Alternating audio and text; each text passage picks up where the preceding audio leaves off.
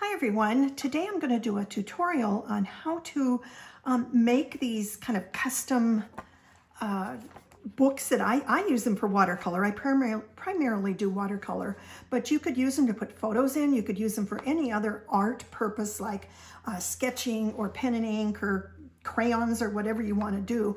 But I do a lot of watercolor and I make a lot of these books. And we're going to talk a little bit about the different types and how to go about doing that. So I'm going to shift this stuff out of the way.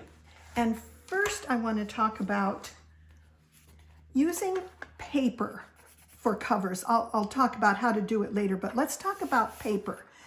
Now these actually, the paper was from an old, sorry about that. This is a very old atlas that I had and it was just falling apart.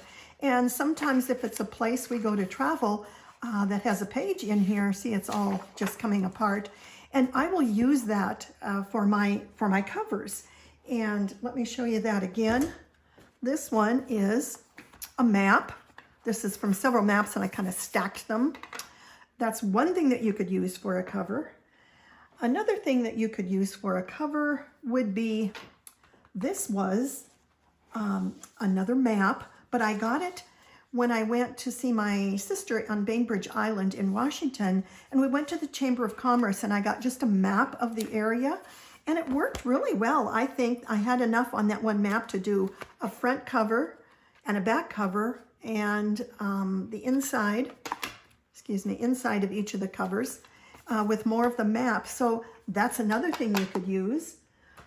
And again, a map. Those are great to cut up and use. If you're done using it, that is. Or just maybe your friends have some, you can find them maybe in junk shops even, I don't know. But so maps are a good way to cover some of these. Another way is to use paper. Like this is scrapbook paper, and you can get this at almost any like hobby or craft shop. And these are 12 by 12 inches. And I think I usually get them on sale for maybe 50 cents or something like that. They're certainly under $1. And this is like a cool one. This is the size they come. This is kind of neat because it's got like postmarks all over on it. And that would be a fun for a travel one. So that's another thing you could use for these books. Another way is, this is another one of those scrapbook papers that I bought. And then I used this on the inside of it. It is a scrapbook paper also. Oops, had that upside down. So I had one that had, well, it kind of looks like maps and clocks. It looked kind of travel-y to me. And then on the front, I just wrote in when this travel journal was done.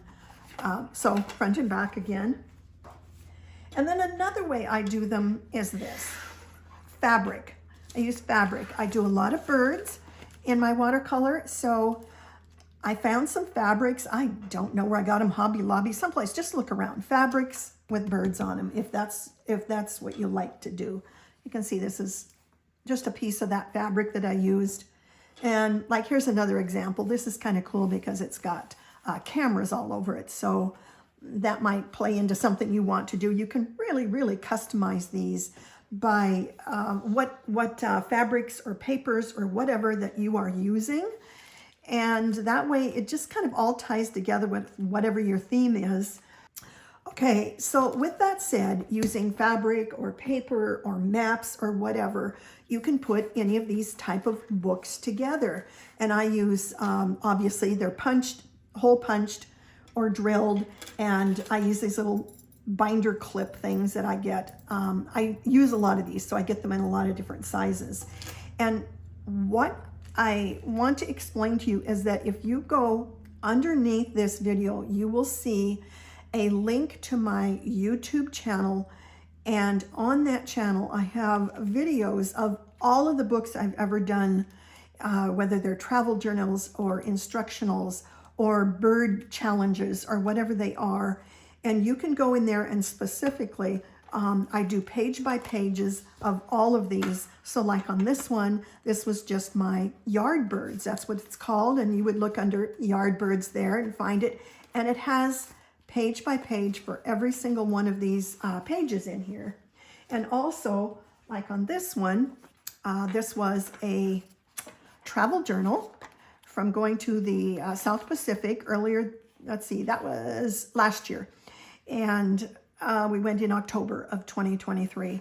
And if you want to really look at this type of thing to get some more ideas or inspiration, just, look at my YouTube channel and you'll see, like on this one, it's 2023 South Pacific Travel Journal. And each one of them will have a name, and you can go in there and kind of see what I've done. And under each one, it does explain how I've done these, starting on almost all of these with a heavy cardboard. I call it's artboard, I think. And it's heavy. It doesn't have much give to it. It's strong. And so you can use these for the covers, cut them any size you need. And then what I do is I brush on glue and then either put the paper on top of that front and back, or fabric front and back. After I've brushed on, just Elmer's glue is fine. And then I trim it so that it's all nice and neat. And you will find instructionals, like I said, in every one of the individual books, and you will see page by page drawings. If you're anxious to see maybe what I did in the South Pacific in October, go ahead and find this one, and it will take you on quite a journey through the entire book. Anyway, I hope I've given you some inspiration on ways to make these little books, travel books, whatever you want to call them, travel journals. I have lots of them, and there are so many ways you can customize these covers. And hopefully that's inspired you to do this and, to use them for whatever your need is. And that's it for now.